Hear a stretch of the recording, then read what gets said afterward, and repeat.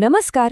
આપ સૌએ ટીવી પર ઓલિમ્પિક્સ કે બીજી કોઈ મોટી એથ્લેટિક્સ સ્પર્ધા તો જોઈ જ હશે, પણ શું ક્યારેય વિચાર્યું છે કે એ મેદાનની પાછળ કેટલી જબરદસ્ત ગણતરી અને ભૂમિતિ છુપાયેલી છે? ચાલો આજે એક વર્લ્ડ ક્લાસ એથ્લેટિક્સ સ્ટેડિયમની એ જ છુપી દુનિયાને નજીકથી જાણીએ. ક્યારે એવો વિચાર આવ્યો છે કે ઓલિમ્પિક્સ ભલે લંડનમાં હોય, ટોક્યોમાં હોય કે પછી પેરિસમાં, દરેક રનિંગ ટ્રેક કેમ એકદમ એકસરખો જ દેખાય છે? ના, આ કોઈ સંયોગ નથી, અને આ સવાલનો જવાબ જ આપણને એથ્લેટિક્સની દુનિયાના એક મોટા રહસ્ય તરફ લઈ જશે. તો ચાલો સૌથી પહેલાં એ સમજીએ કે આ આખી રચના કેવી રીતે બને છે. આટલી બધી એકરૂપતા પાછળનું કારણ શું? સીધો સાદો જવાબ છે ચોક્કસ આંતરરાષ્ટ્રીય નિયમો. ચાલો જોઈએ કે આ નિયમો કોણ બનાવે છે અને એનું મહત્વ શું છે. તો આ બધા નિયમો બનાવે છે કોણ? એના માટે એક મોટી સંસ્થા છે, વર્લ્ડ એથ્લેટિક્સ. આ સંસ્થા એ ખાતરી કરે છે કે દુનિયાના કોઈપણ ખૂણામાં એથ્લીટ હોય એને રમવા માટે એક સરખું જ મેદાન મળે. આજે આપણે જે પણ આંકડાની વાત કરીશું એ બધા આ જ સંસ્થાએ નક્કી કરેલા છે. અને આ બધા નિયમોનો આધાર શું છે ખબર છે? ફક્ત એક આંકડો, માત્ર એક જ નંબર, અને એ છે 400 મીટર. આ બીજું કંઈ નહીં પણ ટ્રેકની સૌથી અંદરની જે લેન હોય છે એમાં એક ચક્કર પૂરો કરીએ તો થતું અંતર છે. બસ આ એક જ આંકડા પર આખા સ્ટેડિયમની ડિઝાઇન ટકેલી છે. કમાલની વાત છે નહીં?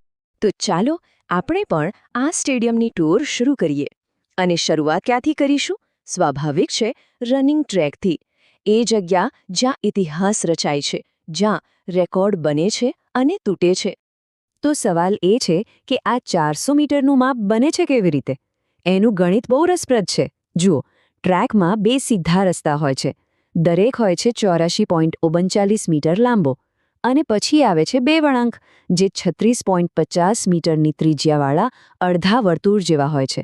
આ બધું ભેગું કરો એટલે અંદરની લેનમાં બરાબર 400 મીટર થાય. અને હા, દરેક લેનની પહોળાઈ પણ ફિક્સ છે, 1.22 મીટર. હવે આ ભૂમિતિને કારણે એક મજાની વાત થાય છે. આપણે જોઈએ છે ને કે 200 કે 400 મીટરની રેસમાં બધા દોડવીરો આગળ પાછળ કેમ ઊભા રહે છે? એનું કારણ આ જ છે, કારણ કે જે બહારની લેનમાં દોડે છે એને તો મોટું ચક્કર કાપવું પડે, બરાબર? એટલે એમને થોડો હેડસ્ટાર્ટ આપવામાં આવે છે, જેથી અંતે તો બધા સરખું જ અંતર દોડે. એને કહેવાય સ્ટેગર્ડ સ્ટાર્ટ. ચાલો હવે ટ્રેક પરથી થોડું મેદાનની અંદર જઈએ, જ્યાં દોડવાની નહીં પણ એક કૂદવાની વાત છે.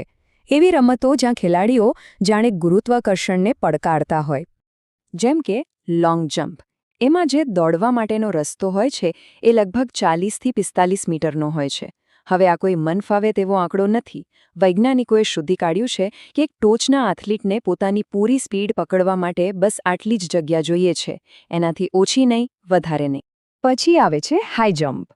અહીં તો વાત મિલીમીટરની હોય છે.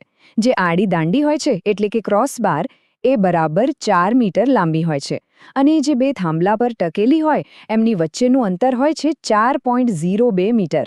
આટલી ચોકસાઈ જરૂરી છે જેથી દરેક સ્પર્ધક માટે પડકાર એક સરખો રહે.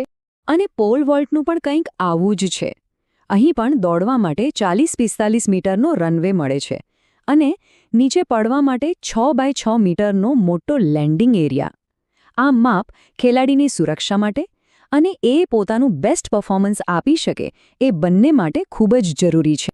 તો દોડ અને કૂદની વાત તો થઈ ગઈ. હવે વારો છે તાકાતનો. ચાલો હવે એ રમતો તરફ જઈએ જ્યાં બાવડાનું બળ અને ટેકનિક બંનેની કસોટી થાય છે, એટલે કે ફેંકવાની રમતો. અહીંયા એક બહુ નાની પણ મહત્વની વાત છે. શોર્ટપુટ એટલે કે ઘોડા ફેંક અને હેમર થ્રો માટે જે ગોળ સર્કલ હોય છે એનો વ્યાસ હોય છે 2.135 મીટર. પણ ડિસ્કસ થ્રો એટલે કે ચક્ર ફેંકમાં ખેલાડીને ગોળ ફરવા માટે થોડી વધારે જગ્યા જોઈએ, એટલે એનું સર્કલ થોડું મોટું રખાય છે, 2.50 મીટરનું. અને ખાલી સર્કલ જ નહીં, જ્યાં વસ્તુ જઈને પડે છે એ એરિયા પણ અલગ હોય છે.